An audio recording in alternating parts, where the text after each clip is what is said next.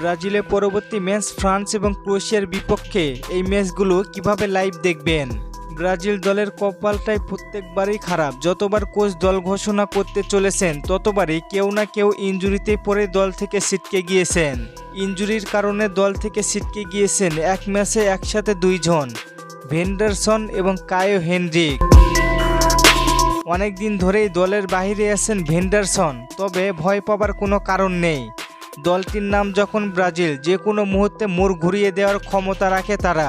আপনারা অনেকেই কমেন্ট করেছেন, ভাই ব্রাজিল কি জিততে পারবে ফ্রান্সের বিপক্ষে?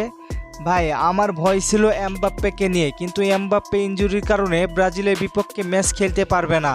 এটা একটা ব্রাজিলের জন্য প্লাস পয়েন্ট। আপনারা ভরসা হারাবেন না, ফ্রান্সের বিপক্ষে ব্রাজিলকে অন্য রূপে দেখতে চলেছি আমরা। ফ্রান্স এবং ব্রাজিলের ম্যাচটি হবে দুর্দান্ত। ফ্রান্সের বিপক্ষে যেই একাদশ হবে সেই একাদশটি হবে বিশ্বকাপের একাদশ। ব্রাজিল সর্বশেষ ফ্রান্সের বিপক্ষে মুখোমুখি হয়েছিল 2015 সালে।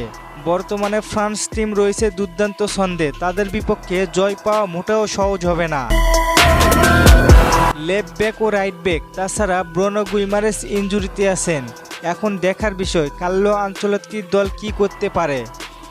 আর চলেন দেখে আসি আপনারা কিভাবে মোবাইল এবং পিসি থেকে সরাসরি লাইভ দেখতে পারেন। ব্রাজিলের পরবর্তী ম্যাচগুলি লাইভ দেখতে হলে কিছু অ্যাপস লাগবে, যেমন ফুটবল টিভি এইচডি, পুরা লাইভ, ইয়াসিন টিভি, ইয়াল্লা লাইভ টিভি।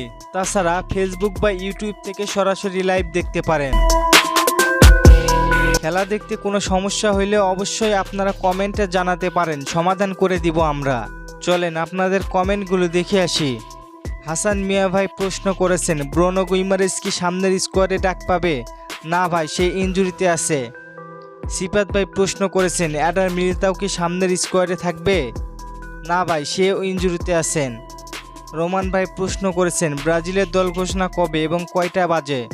ভাই 16 তারিখ, এবং কয়টার দিকে দল ঘোষণা হবে তা জানা যায়নি এখনও। ধন্যবাদ সবাইকে প্রশ্ন করার জন্য। আর ফুটবলকে নিয়ে নতুন কোনো প্রশ্ন থাকলে করতে পারেন, পরবর্তী ভিডিওতে রিপ্লাই করব। ধন্যবাদ।